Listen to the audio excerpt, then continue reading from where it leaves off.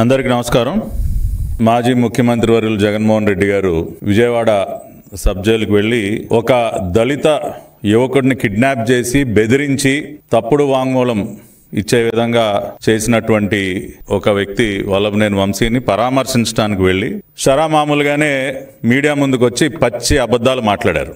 5 సంవత్సరాల పాటు ఇదే విధంగా ప్రతిరోజు కూడా నిస్సిగ్గుగా అబద్ధాలాడి ప్రజల్ని మోసం చేసినందుకే మొన్న ఎన్నికల్లో ప్రజలు వాతలు పెట్టినా కూడా బుద్ధి మార్చుకోకుండా మళ్ళీ అదే విధమైనటువంటి అబద్ధాలు నా పేరు పదే పదే ప్రస్తావిస్తూ మీడియా సమావేశంలో జరిగినటువంటి ఆ రోజున ఫిబ్రవరి 20, 2023న జరిగినటువంటి సంఘటనని పూర్తిగా వక్రీకరించి లేనిపోని అవాస్తవాలన్నీ జోడించి మళ్ళీ ప్రజల్ని తప్పుదారి పట్టించేటటువంటి ప్రయత్నం చేశారు గనకే ఈ రోజున మరి గౌరవ మంత్రివర్యులు కొల్లు రవీంద్ర గారు, మా పార్టీ శాసనసభ్యులు వెంకటరావు, మేమందరం కూడా మీడియా ముందుకు వచ్చి ఆయనలాగా అబద్ధాలు వండి వార్చకుండా వీడియోగ్రాఫిక్ ఎవిడెన్స్తో ఇవాళ మీడియా ముందుకు వచ్చాం.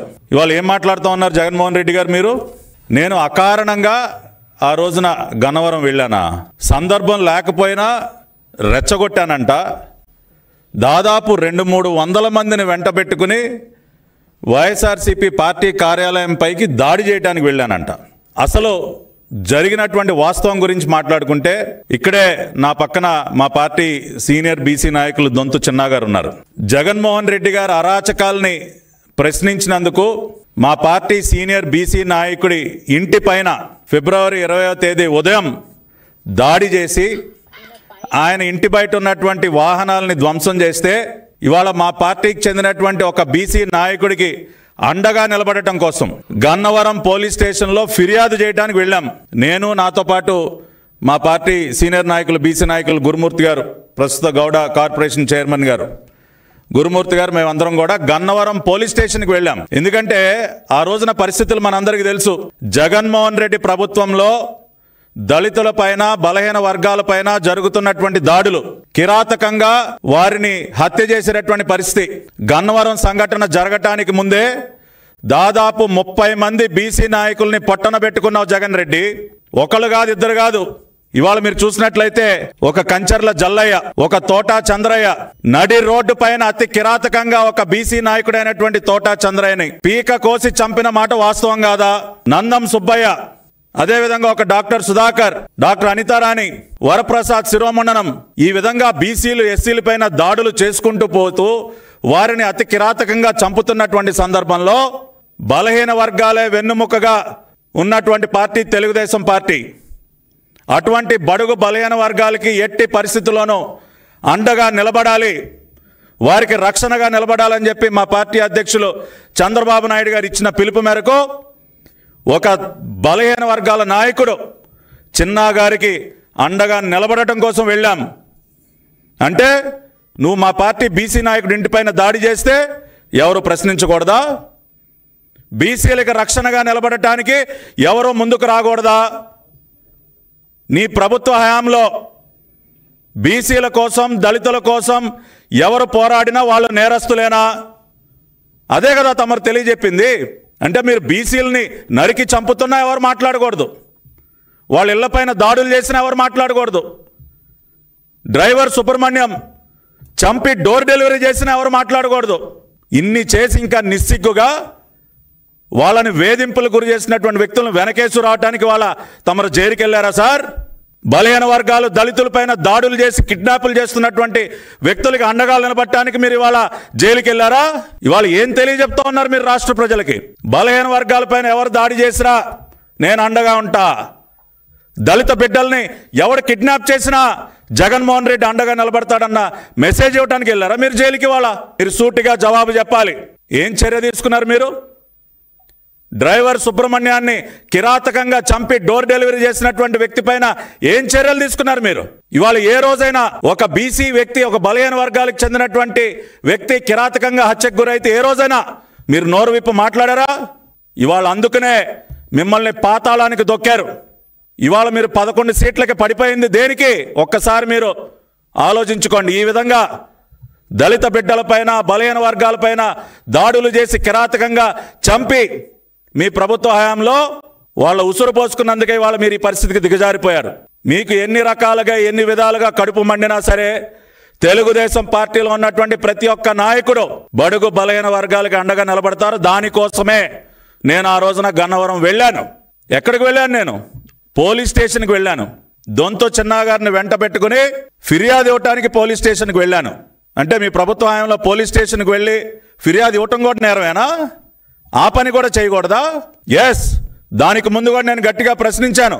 వల్లభనేని వంశీ గన్నవరంలో చేస్తున్నటువంటి అరాచకాలు మా పార్టీ జాతీయ ప్రధాన కార్యదర్శి ప్రస్తుత రాష్ట్ర కేబినెట్ మంత్రివర్యులు నారా లోకేష్ గారి పైన అతను అవాకులు చవాకులు పేలితే గన్నవరంలోకి ఎవడు అడుగు పెడతానో చూస్తా అని చెప్పి సవాళ్లు విసిరితే వాళ్ళు ఇప్పుడే మా శాసనసభ్యులు వెంకటరావు చెప్తా ఉన్నారు. ఎటువంటి నియోజకవర్గం అండి గన్నవరం నియోజకవర్గం?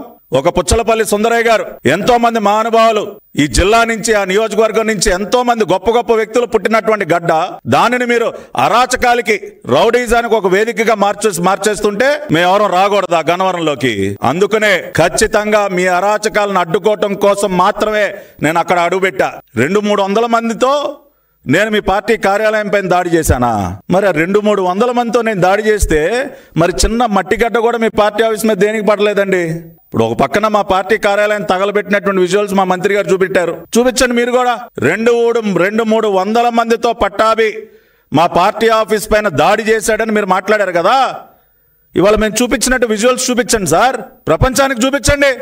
మేము ఒక 10-15 మంది మా బీసీ నాయకుడికి అండగా నిలబడటానికి స్టేషన్కి వెళితే దానిని వక్రీకరించి ఇడిదిప్పి పూర్తిగా మళ్ళీ పచ్చి అబద్ధాలతో మేమేదో దాడికి వెళ్ళామని, ఆ రోజున అక్కడ జరిగినటువంటి దాడి కర్రలు, రాడ్డులు, పెట్రోల్ సీసాలతో ఆ రోజు నన్ను చంపే ప్రయత్నం చేశారు.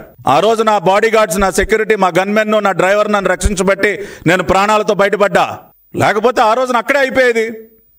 ఆ విధంగా మా పైన దాడి చేసి మమ్మల్ని చంపే ప్రయత్నం చేసి మా పైన 307 సెక్షన్లు పెట్టి దాదాపు 12 మందిని మమ్మల్ని రాజమండ్రి సెంట్రల్ జైలుకి, ఆ రోజు రాత్రి అక్కడి నుంచి నేను బయటపడితే మళ్ళీ పోలీసులు నన్ను అదుపులోకి తీసుకుని ఆ రోజు అర్ధరాత్రి తోట్లవల్లూరు స్టేషన్లో మీరు చేసింది ఏంటండి? వాళ్ళ 3 సింహాలు పోలీసుల యొక్క కర్తవ్యం చాలా పాఠాలు చెప్తా ఉన్నారు.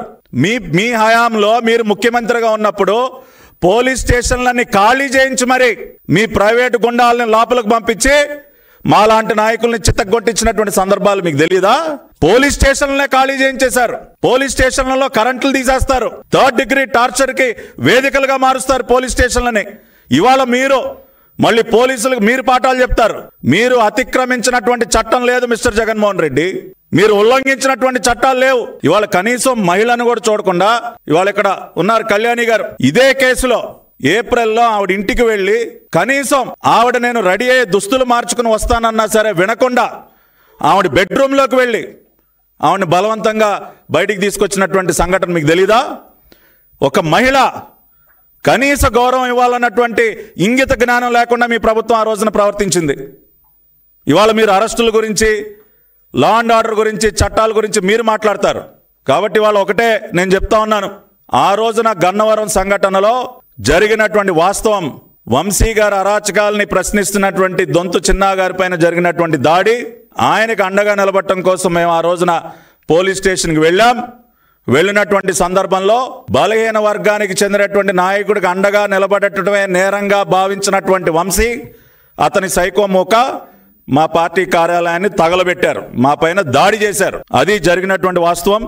రెండోది, ఆయన ఇందాక ప్రెస్ మీట్ లో చాలా అమాయకంగా వంశీకే పాపం తెలియదండి, సత్యవర్ధన్ గారంట, సత్యవర్ధన్ తానంతటికి తానే పాపం ఆటోలో కోర్టుకు వెళ్ళి వాంగ్మూలం ఇచ్చాడంట. ఆయన అన్న మాటలు. అయ్యా జగన్ రెడ్డి గారు చూడండి వీడియో, ఏ విధంగా మీరు పరామర్శించడానికి వెళ్ళినటువంటి ఒక బీసీ ద్రోహి, ఒక దళిత ద్రోహి వంశీ దళిత బిడ్డను ఏ విధంగా కిడ్నాప్ చేసి తాను ఉంటున్నటువంటి ఇంటికే తీసుకువెళ్ళాడో ఇవాళ విజువల్స్ రిలీజ్ చేశాం. దీనికి జవాబు చెప్పండి.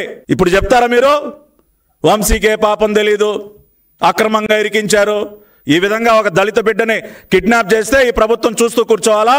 ఇది తెలుగుదేశం పార్టీ ప్రభుత్వం, కూటమి ప్రభుత్వం, ఎన్డీఏ ప్రభుత్వం. ఈ రాష్ట్రానికి ముఖ్యమంత్రి నారా చంద్రబాబు నాయుడు గారు, ఆయన పరిపాలనలో దళితులపైన, బలహీన వర్గాలపైన వారికి చిన్న గీత పడినా కూడా ఉపేక్షించేది లేదు.